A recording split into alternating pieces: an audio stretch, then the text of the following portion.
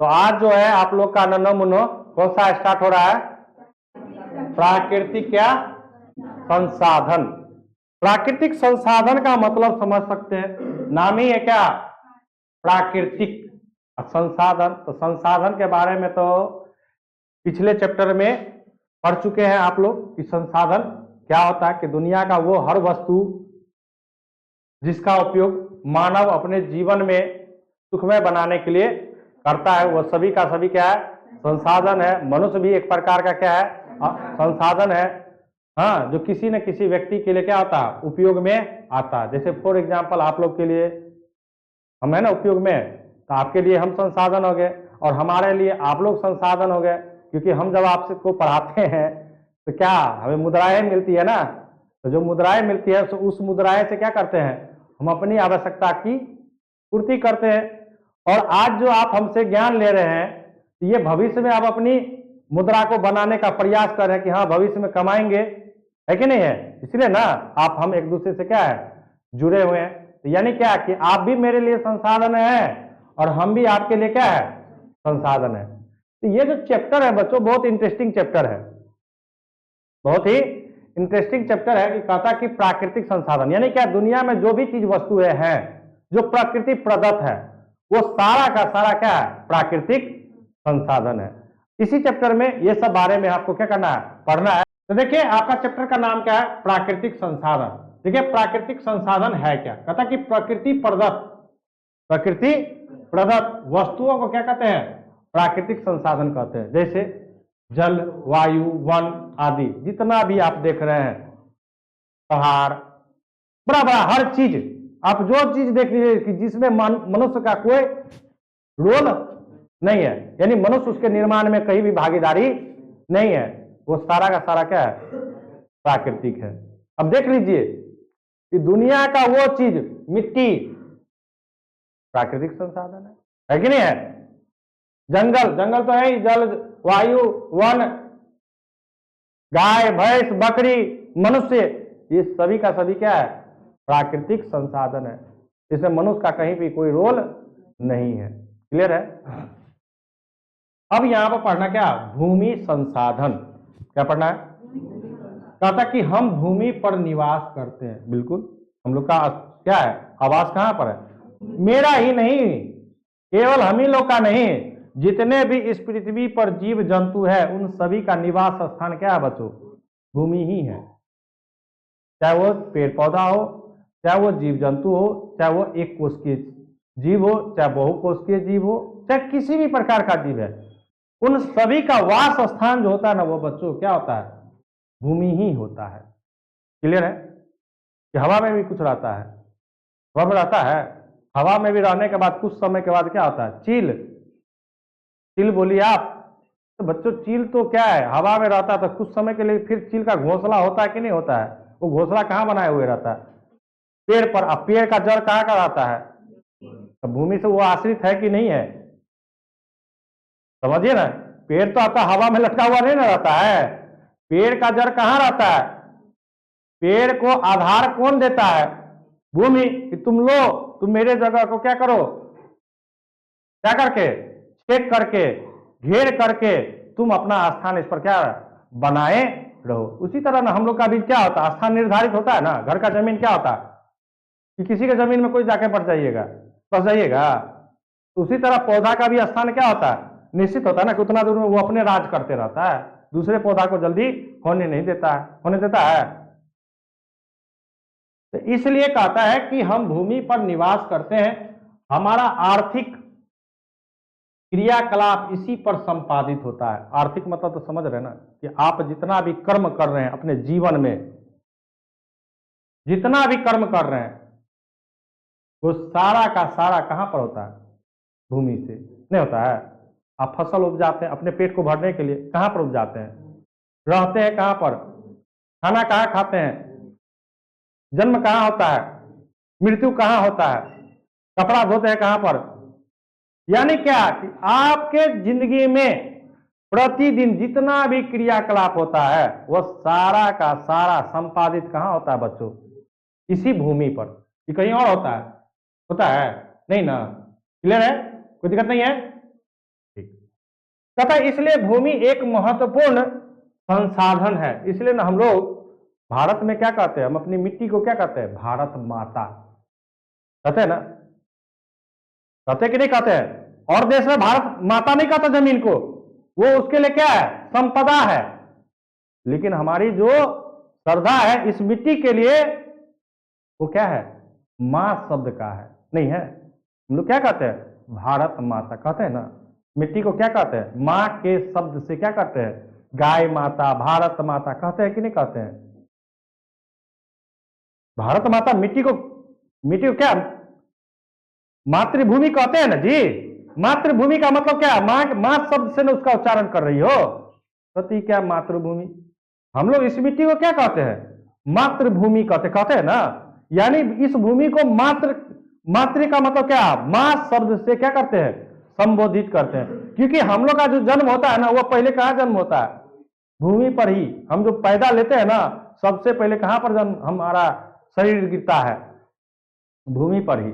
इसलिए हम लोग, क्योंकि इसी भूमि से हमारे जीवन में हर चीज की क्या होती है, प्राप्ति होती है। इसलिए हम लोग भूमि को क्या कहते हैं, मां का क्या करते हैं, शब्द से उच्चारित करते हैं। हम उनको आस्था से मानते हैं, क्योंकि यही हमें सब कुछ देने वाली है। इसलिए हम लोग भारत को क्या कहते हैं, भारत माता कहते हैं, मातृभूमि कहते हैं। क्लियर है।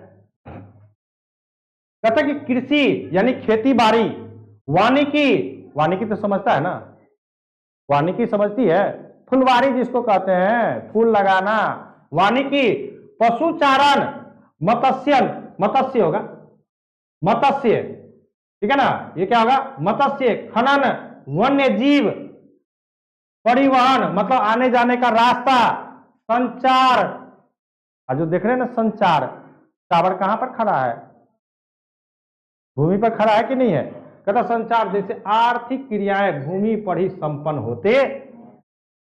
क्लियर, कोई डाउट है यहाँ पर, देख लीजिए। यहाँ कहता है कि कृषि का मतलब क्या, खेती बाड़ी, वानिकी, फुलवारी, बागवानी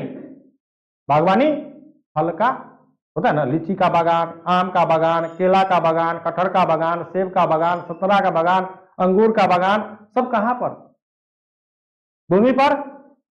फूल का बड़ा बड़ा देखता है ना कि क्या रहता है, वानिकी रहता है ना कि नहीं रहता है। फूल का बगीचा होता है कि नहीं होता है। आप जो हम गेंदा फूल का जो लड़ी में आता है, कहीं ना कहीं उसको क्या किया जाता है, उपजाया जाता है ना, तभी तो आपको हमको मिलता है, कैसे मिल जाता है। पशुचारण यानी क्या कि जो मवेशी है उसको भी खाने के लिए कहां से मिलता है, इसी मिट्टी से। मत्स्य यानी पाला जो जाता है, पोखर को, पोखरिए में ना हम लोग क्या करते हैं, मत्स्य को पालते हैं ना। या कोई नदी है तो नदी भी कहां पर है बच्चों, कोई सागर महासागर है, झील है, कहां पर है वो, भूमि पर ही है। तो वही कहता है कि मत्स्य, खनन समझते हैं ना, जैसे कोयला का खान है, अभ्रक का खान है, ग्रेफाइट का खान है, हीरा का खान है, सोना का खान है, वो सब कहां पर है, इसी मिट्टी में क्या है, दबा हुआ है। खनन कहता वन्य जीव, वन्य मतलब वन्य में क्या होता है, दुई होता है, या तो पेड़ पौधा या दूसरा क्या, जीव। वन में क्या होता है, दो ही चीजें होता है। एक क्या होता है, या तो जंगली जानवर होता है, और दूसरा क्या होता है उसमें, पेड़ पौधा होता है, और कुछ होता है उसमें। तो वही कहता है कि वन्य जीव,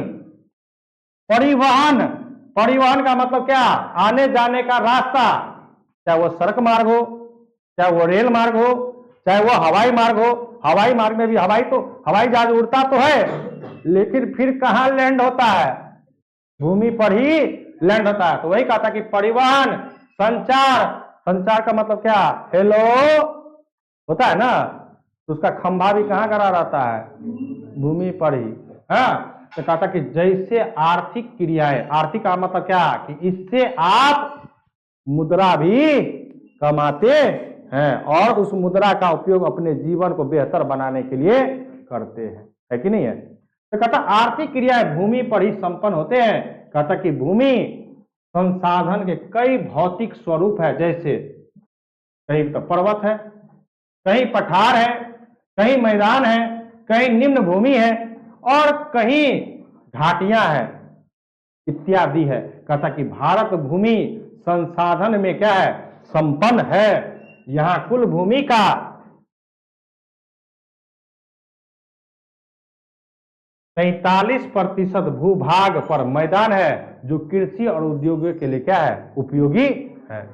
कहता है कि भारत का जो क्षेत्रफल है ना, उस क्षेत्रफल का कितना प्रतिशत किसके लिए, मैदान किसके लिए, कृषि और उद्योग के लिए। तो बाद बाकी जो बच्चों कितना बच गया, उधर कितना बच गया, 43 इधर है, उधर कितना बच गया, 57%। तो इस 57% में तो कहीं पर्वत है ना, पर्वत कि नहीं है हमारे भारत देश में, है ना। जम्मू कश्मीर जाओ बड़ा बड़ा पहाड़, झारखंड चले जाओ बड़ा बड़ा पहाड़ है, क्या वहां पर फसल होगा, नहीं होगा। पर्वत है, कहीं पठार है, कहीं मैदान है, कहीं निम्न भूमिकरण है, तो कहीं पर क्या है, मरुस्थलीय भूमि है कि नहीं। राजस्थान आप जाइएगा तो वहां पर क्या है, वहां की भूमि क्या है, मरुभूमि है, मतलब वहां पर उपज नहीं होता, क्योंकि वहां पर केवल और केवल क्या है, बालू का क्या है, ढेर है। तो क्या तो सभी पर क्या 100% पर क्या फसल उगाया जा सकता है। तो उसी में से ये सब भाग को छांट करके हमारे पास कितना प्रतिशत बचा हुआ है, 43%, जिस पर क्या किया जाता है, कृषि और उद्योग लगा हुआ। क्लियर, डॉट है नहीं। चलिए, कहता कि उद्योगों के लिए उपयोगी है। कहता कि 30% भाग पर्वतीय क्षेत्र और 27% भाग पठारी क्षेत्र है। अभी बोले ना कि आपके पास कितना था, 43% भाग पर, 43% भाग पर क्या है आपका, आप इस पर औद्योगिक लगा सकते हैं, हाँ औद्योगिक, या आप क्या कर सकते हैं, खेती कर सकते हैं, ठीक है ना। अब जो आपका जो कितना प्रतिशत बच गया इधर 57 ना, उसमें से 30% भाग क्या आपका पर्वतीय क्षेत्र है।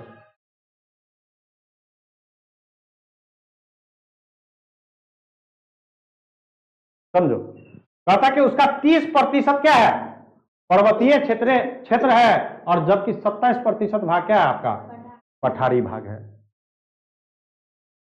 तो हमारे लिए बच्चों केवल इसी भाग पर ना फसल उपजाइएगा, और इतनी बड़ी आबादी है तो समझ सकते हैं कि इतनी बड़ी आबादी को भोजन भी क्या करना है, मुहैया कराना है। क्योंकि आप तो इस पर्वत पर नहीं जाइएगा खेती करने के लिए जाइएगा, हाँ कुछ पर्वतीय क्षेत्र है जहां पर सोपान विधि से हाँ क्या किया जाता है, फसल उगाया जाता है, ठीक है ना। जिसको ढालू नुमा रूप में, सीढ़ी नुमा रूप में क्या किया जाता है, फसल उगाया।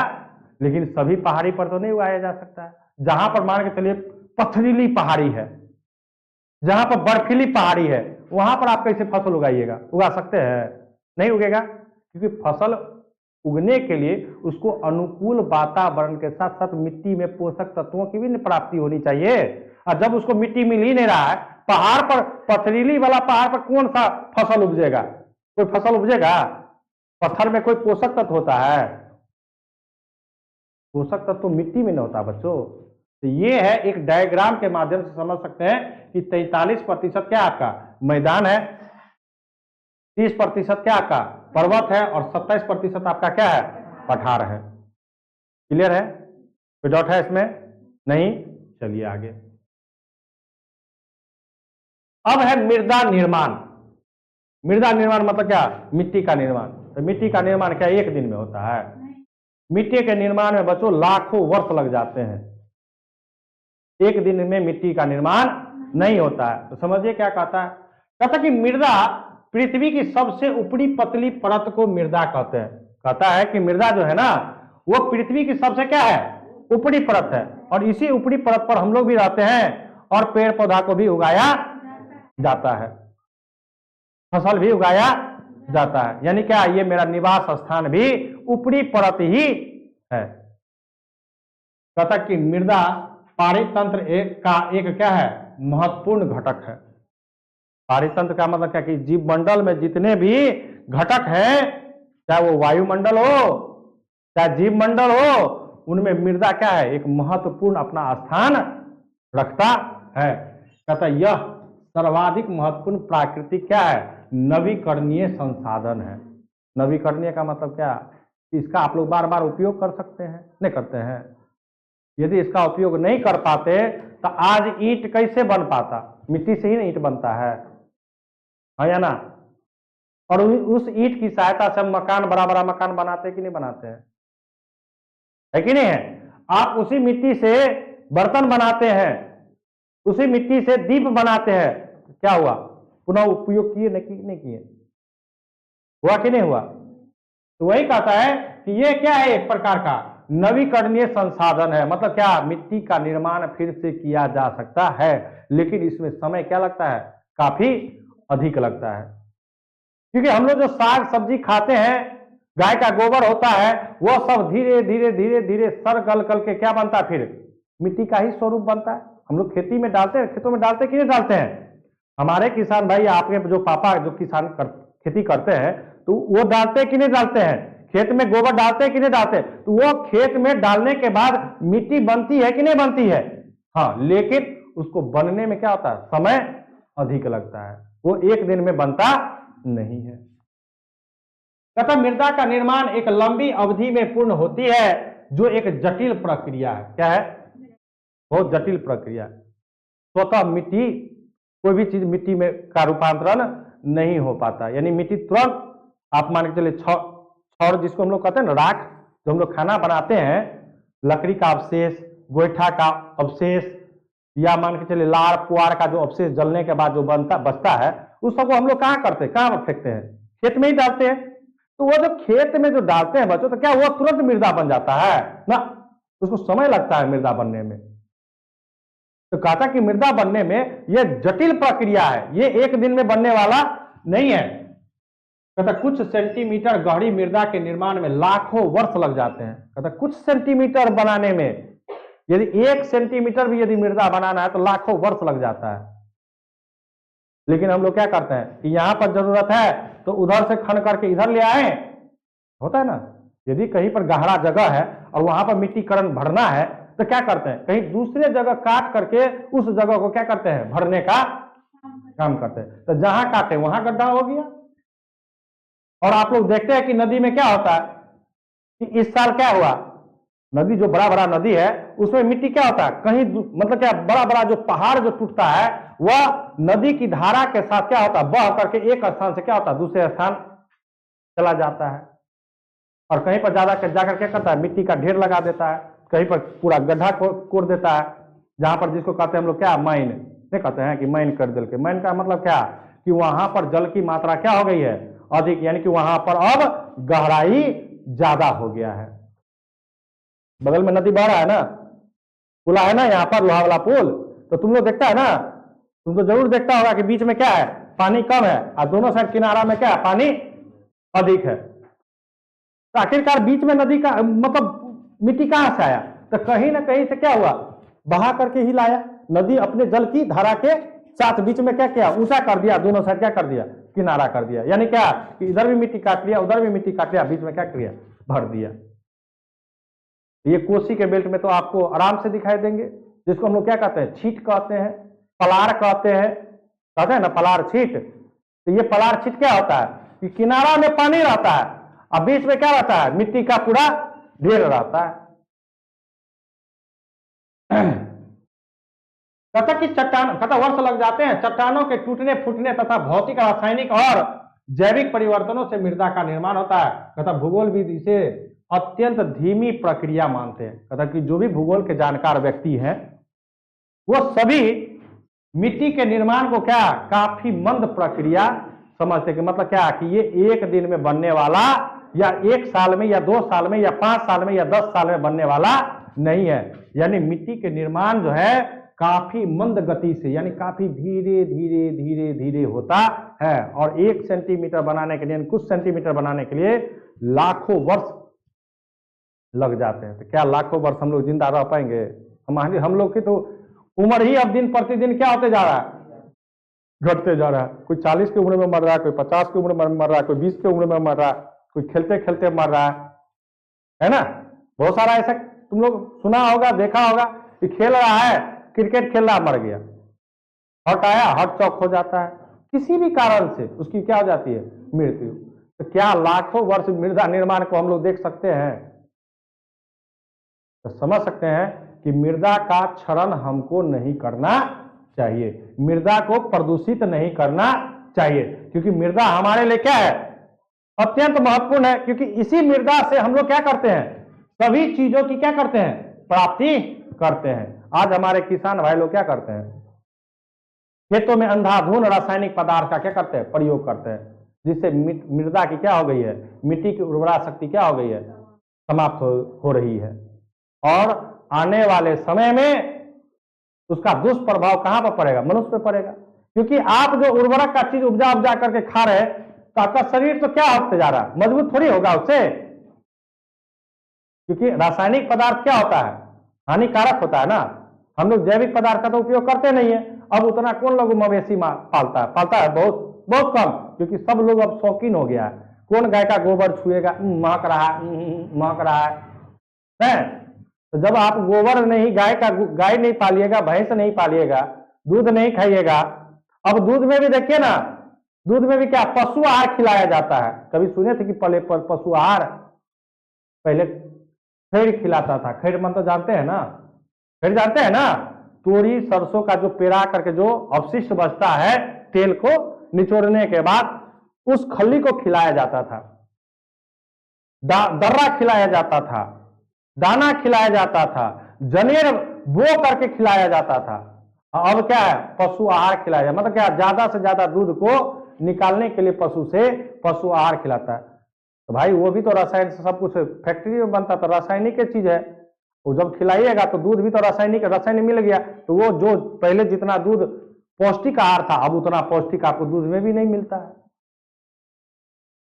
तो ये सब चीज है क्या, मृदा के बारे में। अब देखिए क्या है बच्चों, कि मृदा के क्या है, निर्माण के कारक, अतः कि उच्चावच या धराकृति, जलवायु, जैव पदार्थ, समय, तापमान परिवर्तन, पवन, हिमनद, अपघटन की अन्य क्रियाएं भी ऐसे तत्व है जो मृदा के निर्माण में क्या करते हैं, सहयोग। मूल, शैवाल, चट्टान, वनस्पति, खनिज कण, प्रवाहित जल की क्रिया, ये सब मृदा निर्माण में क्या होते हैं, सहायक होते हैं। यानी समझेगा क्या होता है कि उच्चावच या धराकृति, जलवायु, जैव पदार्थ, समय, तापमान परिवर्तन, मतलब तापमान में परिवर्तन, पवन यानी हवा, मूल, शैवाल या चट्टान, वनस्पति, खनिज कण, प्रवाहित जल की क्रिया, हिमनद और अपघटन की अन्य क्रियाएं भी मिट्टी के निर्माण में क्या होते हैं, सहायक होते हैं। यानी ये सभी चीज मिल करके मिट्टी का निर्माण होता है। क्लियर है, कोई डाउट है इसमें? नहीं, रहने दीजिए बच्चों, आज यहां तक। कल इसी के बारे में, इन एक एक टॉपिक के बारे में हम लोग क्या करेंगे, बारी बारी से क्या करेंगे, डिस्कशन करेंगे। ठीक है, समझ में आ रहा है ना, कहीं दिक्कत है नहीं ना? तो चलिए आज यहीं रहने दीजिए, कल आप लोग से फिर मिलते हैं नेक्स्ट क्लास में, नेक्स्ट टॉपिक को लेकर के।